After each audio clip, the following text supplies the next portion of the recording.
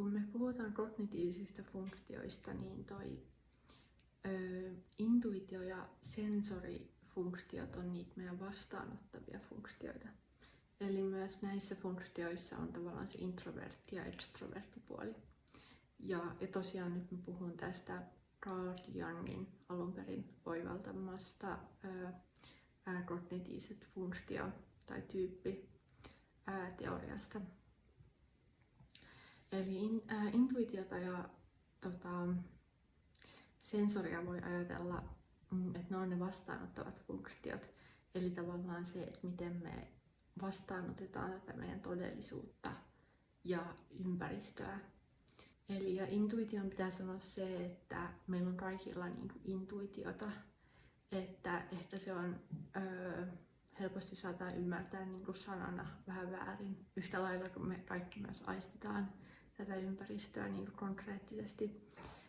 Mutta joo, että meillä on kaikilla intuitiota, että se ehkä viittaa enempi konseptuaaliseen tai semmoisiin konseptointiin ja ehkä no joo, mennään siihen kohta. Mutta me voidaan ajatella tätä todellisuutta sillä tavalla, että meillä on tämä konkreettinen maailma, tämä fyysinen maailma, tämä tosi tiivis, materialistinen maailma. Mutta se ei ole tavallaan se kaikki, mitä meillä on. Että meillä on jatkuvasti tässä energiaa ympärillä. Just vaikka ajatukset on energiaa. Että me ollaan jatkuvasti tavallaan semmosessa, miten sitä nyt haluaa joku ajatella, että se on me eletään jossain kollektiivisessa meressä tai jossain, tai sitten voi ajatella, että me eletään just jossain energiakehissä tai miten tahansa sitä haluaa ajatella, mutta kuitenkin tämä kaikki tyhjä tila tai tämä ilma tai nämä, niin tämä on oikeasti täyttä tavaraa. Mutta ei mennä siihen nyt sen syvemmin, mutta se vaatii tämmöisen lyhyen ymmärryksen, että pystyy ymmärtämään sitä intuitiota. Niin voisi ajatella, että se intuitio periaatteessa toimii nimenomaan tässä näkymättömässä maailmassa, mikä just ei ole tyhjää, vaan se vaan ei ole konkreettista. Eli se on enempi ehkä just ilmaelementtiä. Kun sitten taas se aistiva funktio, niin se toimii enemmän tässä materialistisessa, konkreettisessa todellisuudessa. Ja taas kerran meillä on kaikilla näitä molempia funktioita, mutta toisilla vaan se on enempi intuitio-dominoiva ja toisella sitten enempi sensoridominoiva. Mutta nämä introvertit funktiot, introvertti-intuitio ja introvertti-sensorifunktiot, niin nämä on tavallaan, että se viisaus tai se maailman ymmärrys, ei ehkä viisaus ole nyt oikein sana tähän, mutta se sitä maailmaa ymmärtää tavallaan sisäisesti. Eli se tavallaan tulee viisaus. Se tavallaan se viisaus tulee sieltä kehosta ja sitä kautta sä vähän näet tämän maailman. Eli se tavallaan sun keho jo automaattisesti luo tietyllä tavalla subjektiiviset tai personoidut linssit, joilla se kohtaa sen maailman. Kun sitten taas nämä extrovertit funktiot, niin joo, kaikki kokemukset on subjektiivisia, mutta ne extrovertit kokemukset on enempi vastaanottaa tämän maailman sellaisena kuin se on. Eli jos ajatellaan, että se introvertti-intuitiofunktio, niin se usein liittää just ehkä konsepteihin ja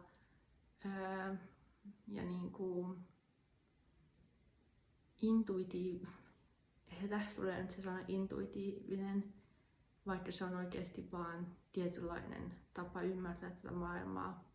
Eli se tavallaan yhdistelet erilaisia ehkä ajatuksia, erilaisia konsepteja yhteen. Ja se on tavallaan sulle tosi luonnollista.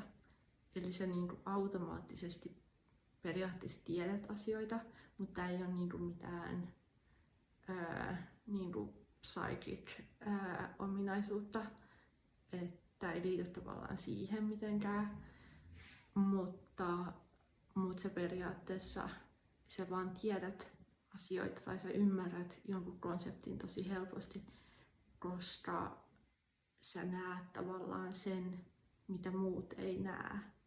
Eli sä tavallaan ymmärrät sitä näkymätöntä maailmaa, eli ehkä enemmän just niitä niinku ajatuksia. Eli sun voi olla tosi helppo tavallaan yhdistää jotain konsepteja. Ja sulla saattaa olla myös, varsinkin jos sulla on tosi dominoiva tai introvertti-intuitio, niin tosi selkeä tavallaan määränpää, mihin sä oot menossa. Vaikka siinä ei ole tavallaan mitään konkreettisia todisteita suoranaisesti, että miten sä pääset sinne määränpäähän, mutta sä tavallaan näet jonkun todellisuuden, mitä kohti sä oot menossa, ja tämä voi tapahtua niinku isommissa mittakaavoissa tai pienemmissä. Ja voisi ajatella, että introvertti-intuitio varsinkin on usein enemmän ehkä kollektiivinen, että ajatellaan ehkä niinku sellaisia isompia teemoja, näin. Ja sitten taas introvertti-sensori on enempi personoitu ja niin kuin näkyy ehkä, se on vähän niin kuin pienempi tai niin kuin vähän enempi omassa elämässään näkyvä asia. Koska se tavallaan se introverttisensori on kaikista ehkä jopa omalla tavallaan ne kaikki on personoituja ja subjektiivisia, mutta se ehkä tuntuu personoidummalta, koska siinä se periaatteessa vähän niin kuin introvertti-intuitio vetää monta ajatusta niin kuin yhteen. Se vetää periaatteessa, voi ajatella, että on erilaisia niin kuin pisteitä tässä näkymättömässä maailmassa, jota vaikka tuolla on ajatus ja tuolla on ajatus, ja se automaattisesti vetää ne vähän niin kuin yhteen. Niin samalla tavalla se introvertti-sensorifunktio vetää ne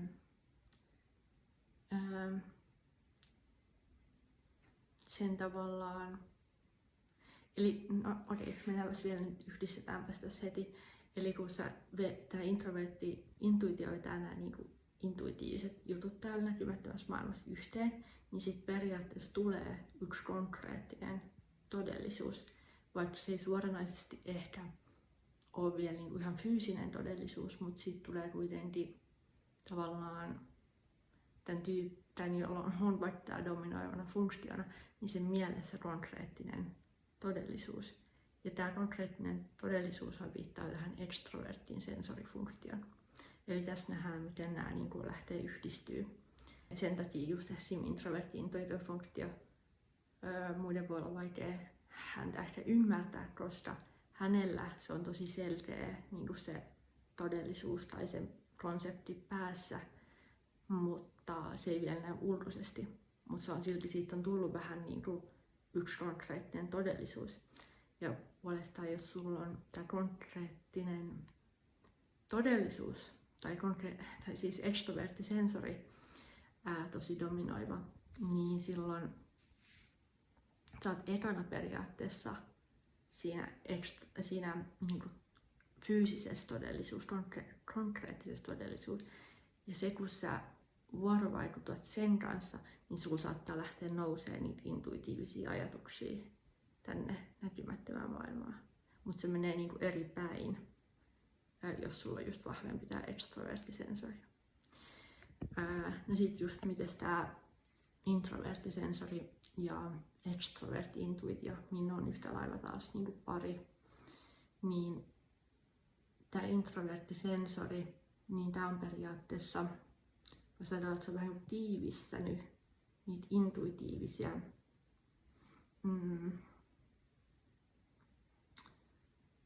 tai se on vähän niin tiivistänyt tavallaan sen intuitiivisen niin kuin maailman siihen yhteen konkreettiseen todellisuuteen. Mutta sitä voi ehkä myös ajatella tässä parissa silleen, että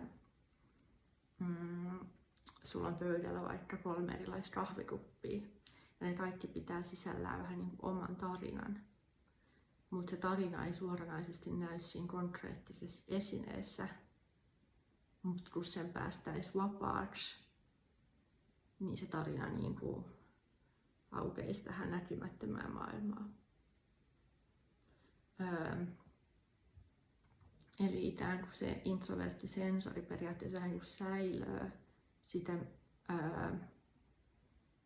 näkymätöntä maailmaa niihin esineisiin. Tai ei sen tarvitse olla niin esineet, mutta tavallaan sen konkreettiseen maailmaan. Kun sitten taas se extrovertti-intuitio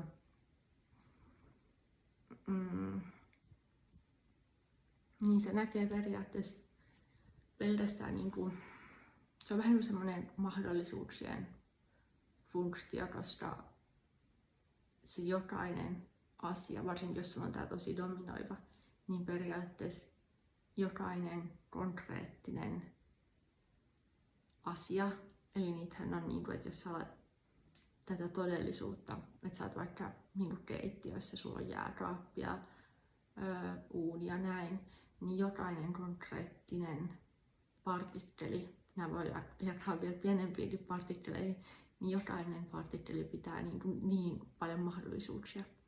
Niin se extrovertti intuitiofunktio periaatteessa se avaa jokaisen konkreettisen maailman partikkeli vähän niin kuin mahdollisuukseksi. Eli sen takia se, jos sulla on dominoivan tää, sitä voi olla vähän niin kuin joka puolella ja silleen olla tosi niin kuin mielikuvituksellinen, koska sitä on niin paljon sitä niin kuin, se konkreettinen maailma tuo tavallaan niin paljon sitä mielikuvitusmaailmaa. Eikö se tarjoa mielikuvitusmaailmaa ehkä vähän huono, koska se ei ole niin suoraan mielikuvitusmaailmaa, mutta se on vaan tätä niin näkymätöntä maailmaa. Eli sulla tulee niin paljon ajatuksia, ideoita, mahdollisuuksia.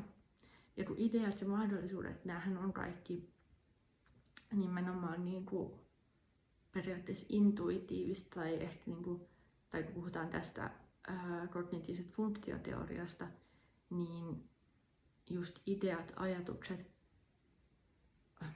on sitä intuitiota, minkä takia meillä on kaikilla intuitiota, mutta se on vaan just ehkä, että onko sitä enempi semmosessa elää vähän ajatusten ja konseptien ja tämmöisessä maailmassa vai elääkö sitä enempi konkreettisessa todellisuudessa. Mut joo, tämmöstä. Toivottavasti tästä sai jotain irti ja mulla on tosiaan vähän pidempi video tosta, tai muutama näihin kognitiivisiin funktioihin liittyvä video just tohon, ja yksi pidempi video tohon tunteeseen ja ajatukseen, että jos kiinnostaa, niin kannattaa käydä se katsomassa. Heippa!